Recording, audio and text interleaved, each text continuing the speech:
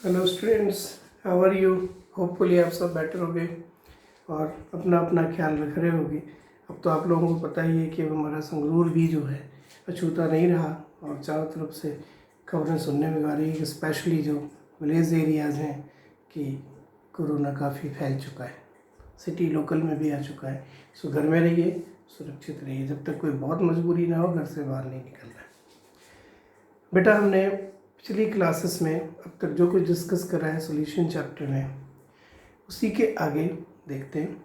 उसी के आगे अब अगला टॉपिक है colligative properties of dilute solutions.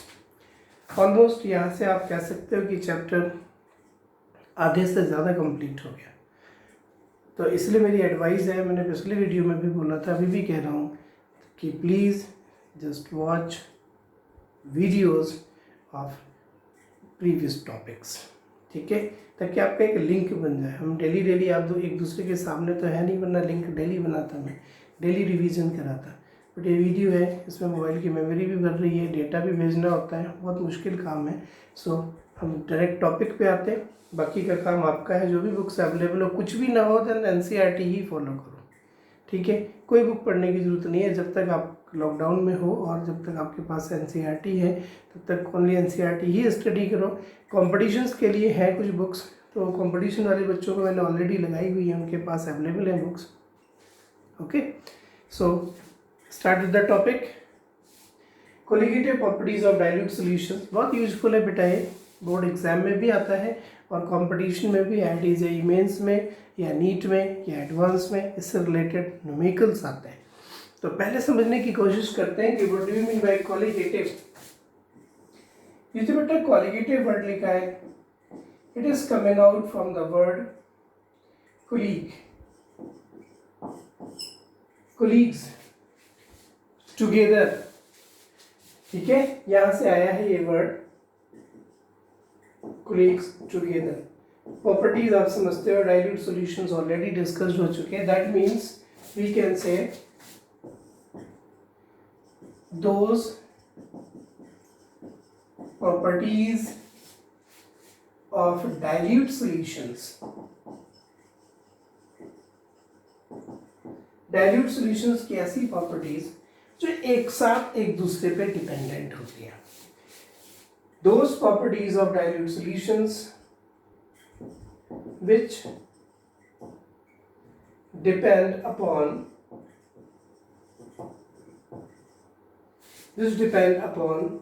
only number of solute particles or number of moles of solute particles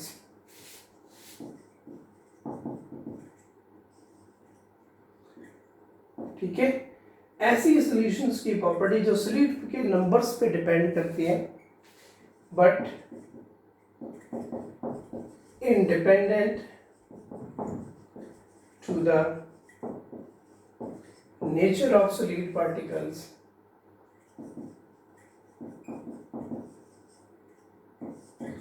जो solute के नेचर पे डिपेंड नहीं करती, independent to the nature of solute, मतलब solute कैसा है इस पे डिपेंड नहीं करती, बट इस पे डिपेंड करती है कि solute कितना है। नंबर ऑफ मोल्स का मतलब है अमाउंट ऑफ solute, ठीक है। ऐसी प्रॉपर्टीज को कोलिगेटिव प्रॉपर्टीज बोलते हैं, called colligative properties of solutions. What are colligative properties? Those properties of the solutions which depend upon only amount of the solute, ठीक है, and independent to the nature of the solute, known as colligative properties. Together, ऐसी property जो आपस में एक दूसरे पे dependent हो, एक दूसरे के साथ डिस्कस्ड हो। अगर अब एक प्रॉपर्टी के बारे में पता हो तो दूसरे के बारे में अपने आप पता लग जाए। सॉल्यूशंस की, डाइल्यूट सॉल्यूशंस की ऐसी प्रॉपर्टीज को उनकी कोलिगेटिव प्रॉपर्टीज कहते हैं, ठीक है। Colligative properties are basically four. One is relative lowering in vapor pressure. lowering का मतलब कम, relative lowering in vapor pressure of the solution, it's a one property. Elevation in boiling point of the solution is another property. Depression in freezing point is another property. Osmotic pressure is another property. So colligative properties are what? Those properties which depends upon the amount of solute, number of particles of solute, number of moles of solute, but independent to the nature. Nature का मतलब ये है, चाहे आप urea ले लो, चाहे sugar ले लो, या समथिंग और, ठीक है, सोल्यूट कुछ भी हो, बट सोल्यूट की अमाउंट क्या है इस बात पर उसको सोल्यूशन की प्रॉपर्टीज डिपेंड करती हैं. These are basically four properties: relative lowering in vapor pressure, elevation in boiling point, depression in freezing point, and osmotic pressure. ठीक है. Now discuss one by one. लेकिन डिस्कशन से पहले आप कुछ और चीजें समझ लीजिए. For the colligative properties, we take solute should be non volatile. ये सिर्फ ऐसे ही सॉल्यूशंस के लिए एप्लीकेबल है जहाँ पर सोल्यूट नॉन वोलेटाइल हो. Do you know non volatile? जिसमें सोल्यूट की वेपर्स नहीं बनती. Secondly, solute should not dissociate. मतलब ऐसा ना हो कि जो सोल्यूट आपने लिया है पानी में डालते ही, सॉल्वेंट में डालते ही टूट जाए. टूट जाएंगे तो नंबर ऑफ पार्टिकल्स चेंज हो जाएंगे.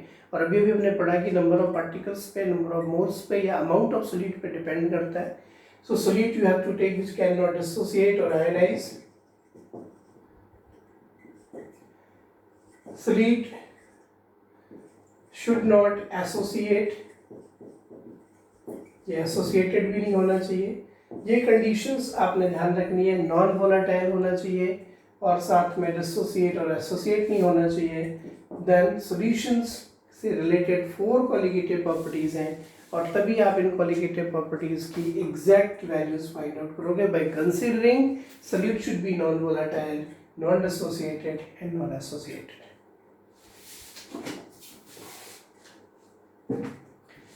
Now write in first one, relative lowering in vapor pressure. इस वीडियो में मैं आपको एक कॉलिगेटिव प्रॉपर्टी डिस्कस करूंगा. Remaining discuss in the next video ताकि आपको अंडरस्टैंड हो सके. Relative lowering in vapour pressure. Vapour pressure समझते हो ना? The pressure exerted by vapours. Please ध्यान से समझना. Suppose you have a container filled with solvent, only solvent. आपके पास एक कंटेनर है किसी टेम्परेचर पर प्योर सॉल्वेंट भरा है. इसमें सपोज पानी भरा है. इस टेम्परेचर पर इसकी कुछ वेपर्स बनेंगी. ठीक है. थोड़ी देर के बाद इन वेपर्स और इस लिक्विड के बीच में एक इक्विलिब्रियम आएगा. जब इक्विलिब्रियम आ जाए, इक्विलिब्रियम का मतलब है rate of vaporisation, rate of condensation equal हो जाए, उस स्टेट में ये वेपर्स जो इस लिक्विड पे प्रेशर अप्लाई करेंगी. That is suppose P not is the vapour pressure of solvent in the pure state. अभी मैंने कल लिक्विड लिया, लिक्विड किसी टेम्परेचर पर फिक्स करा, उस टेम्परेचर पर देखा कि इसकी वेपर्स बन रही हैं. हर लिक्विड की बनती है except mercury and glycerine. So suppose this is the liquid and this is the its vapour pressure. Now you have to add some non volatile solute. अब आपने इसमें कुछ सोल्यूट डालनी है. आपको पता है ये जो वेपर्स बन रही है इसमें लिक्विड के मॉलिक्यूल्स ऊपर जा रहे हैं, बाद में कंडेंस्ड हो रहे हैं वेपर के फॉर्म में, फिर प्रेशर लगा रहे हैं. अगेन देखिए, मान लीजिए ये वही लिक्विड है, उसी टेम्परेचर पर है. अब आपने इसमें कुछ सोल्यूट पार्टिकल्स डाल दिए, और कैसा solute? This is the solution having non volatile, non dissociated, ये याद रखना है, नॉन एसोसिएटेड सोल्यूट। आपने इसमें एक ऐसा सोल्यूट डाल दिया है जिसकी ना तो वेपर्स बनती है, ना डिसोसिएट होता है, ना ही एसोसिएट होता है। तो अब आप मुझे ये बताइए कि जब आप इसको इसमें डाल दोगे उसी टेम्परेचर पर अभी भी वेपर्स बनेंगी, लेकिन आप देखोगे अब जो वेपर्स बनी है पहले से कम बनेंगी। वेपर्स किसकी वजह से बन रही है? ड्यू टू सॉल्वेंट, लिक्विड, क्योंकि ये वोलेटाइल है। जब आपने इसमें सोल्यूट डाल दिया और वो भी नॉन वोलेटाइल, तो उसकी खुद की वेपर्स तो बननी नहीं सोल्यूट की, बल्कि जो लिक्विड वेपोराइज हो रहा होगा उसको भी स्टॉप करेगा।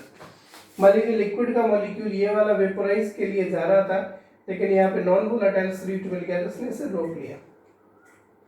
बेटा आप इस टेम्परेचर पर, जिस टेम्परेचर पर पहले लिया था, जो वेपर्स बन रही है, वेपर्स और सॉल्यूशन के इक्विलिब्रियम पर जो वेपर प्रेशर होगा, this is the vapor pressure of solution, definitely this vapor pressure is found to be lesser than P naught। मतलब जो ये वेपर प्रेशर ऑफ सॉल्यूशन है, प्योर स्टेट में जो वेपर प्रेशर था सॉल्वेंट का, उसके कंपैरिजन में ये कम आएगा, क्योंकि सॉल्यूट की वेपर्स बननी नहीं है, जो सॉल्वेंट की बन रही थी उसको इसने रोक देना है, क्योंकि अब सॉल्वेंट का मोल फ्रैक्शन पहले से कम हो गया। समझे? सॉल्यूट जब आपने इसमें ऐड कर दिया तो वेपर प्रेशर कम हो गया। ये वेपर प्रेशर में जो कमी आई है इसे कहते हैं लोअरिंग इन वेपर प्रेशर। ये हमेशा कम होगा, ध्यान रखना। मतलब प्योर स्टेट में जो वेपर प्रेशर होता है और जब नॉन वोलेटाइल सॉल्यूट डालने पर वेपर प्रेशर मिलता है तो ये हमेशा कम होता है। This difference is known as lowering in vapour pressure. ये वेपर प्रेशर में कमी है, समझ गए? और अगर आप इसको P not minus P S over P not लिख लो with respect to initial, then this data is known as relative lowering in vapor pressure. What is relative lowering in vapor pressure? Depression or lowering in vapor pressure, the solution when we add non-volatile solute. Relative अगर कहना है तो with respect to initial लेना है P naught. It is a relative lowering in vapor pressure. ठीक है। Now you have to find out its value. अब हमने इसकी वैल्यू फाइंड आउट करनी है। सो फिर से देखिए, यहाँ पे भी बेटा एक टर्म डिफाइन है, that is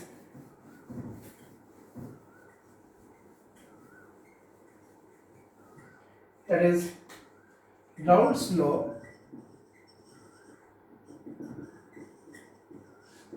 of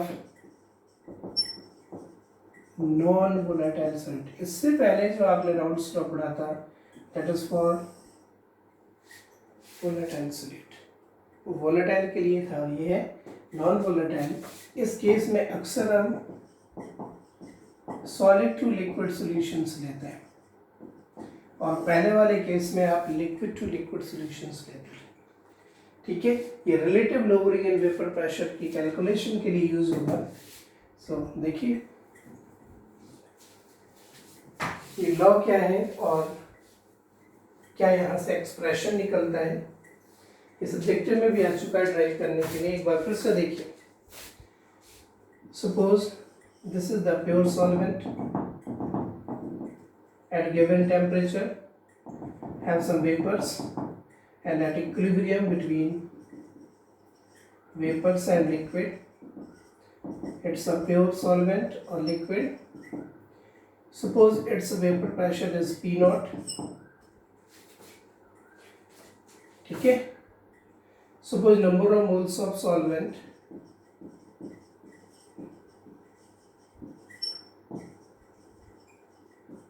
number of moles of solvent और लिक्विड, it is capital N given है, इसके मोल्स हैं. Now suppose we add some non volatile solute. मैंने इसमें कुछ नॉन वोलेटाइल सोल्यूट डाल दिया.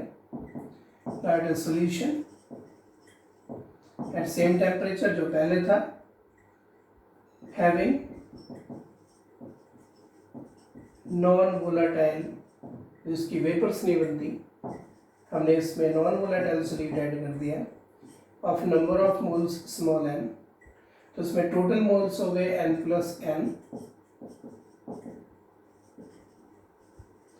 और अब जो यहाँ पे फ्री स्टेट में प्योर सॉल्वेंट के केस में इसकी वेपर्स बन रही थी, अब उतनी वेपर्स नहीं बनेगी क्योंकि इसमें कुछ नॉन वोलेटाइल सोल्यूट आ गया.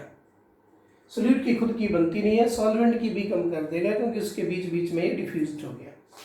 सो जो भी वेपर्स बनी, इन वेपर्स का और ये जो सॉल्यूशन है इसके बीच में इक्विलिब्रियम पर जो भी इसका वेपर प्रेशर होगा, suppose it is PS, pure state में पी नॉट है और सॉल्यूशन में पीएस लिख लीजिए. मैंने आपको बताया कि जो पीएस है ये पी नॉट से हमेशा कम होगा. पी नॉट माइनस पीएस को हम लोअरिंग इन वेपर प्रेशर कहेंगे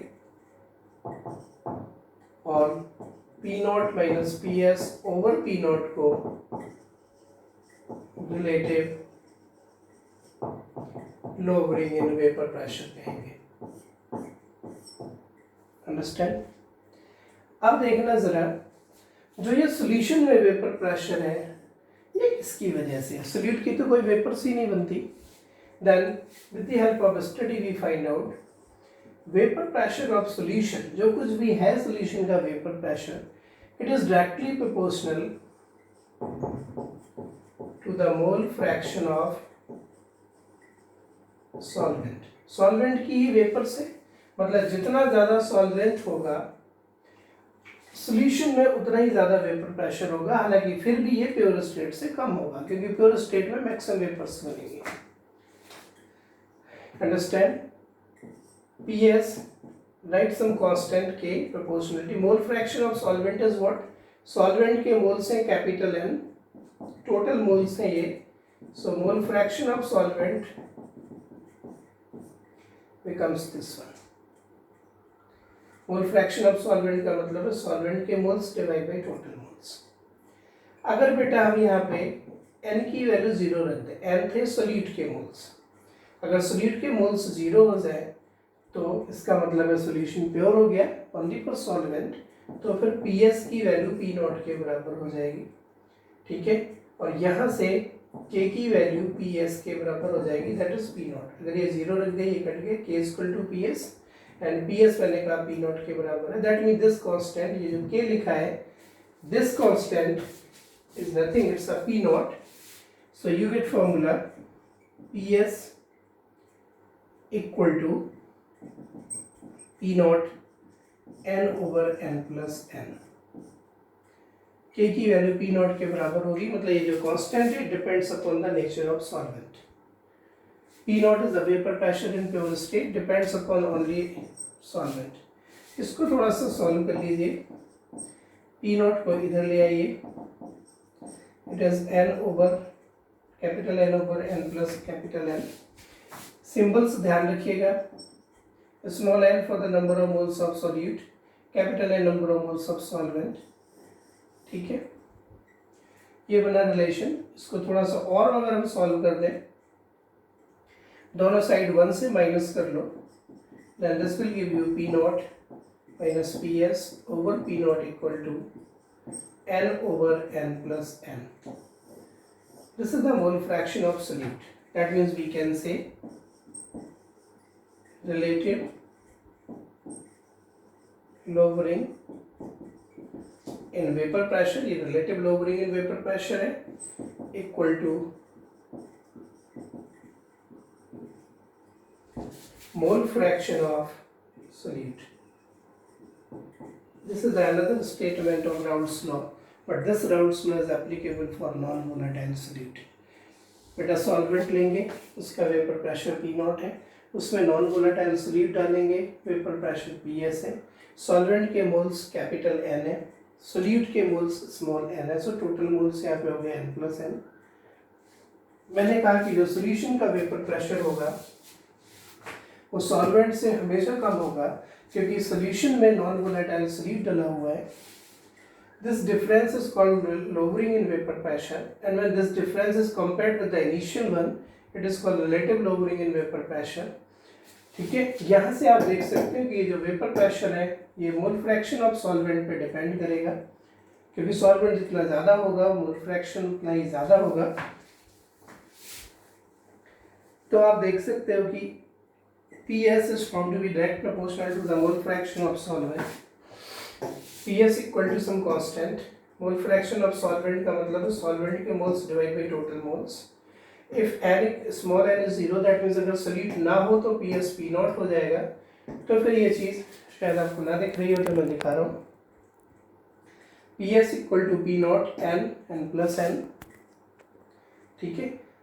P0 उधर ले गए n/n+n, दोनों को थोड़ा सिंप्लीफाई करा है, turns to P0 - PS/P0 equal to n/n+n। यहाँ पे कैपिटल N था, ये स्मॉल n है, ठीक है। और स्मॉल n के साथ मोल फ्रैक्शन ऑफ सोल्यूट हो गया, so the relative lowering in vapour pressure becomes equal to mole fraction of solute, ठीक है। तो ये बेटा रिलेटिव लोअरिंग है, इसमें न्यूमेरिकल्स और इससे रिलेटेड कुछ ग्राफ्स होंगे, ठीक है। Will discuss in the next video.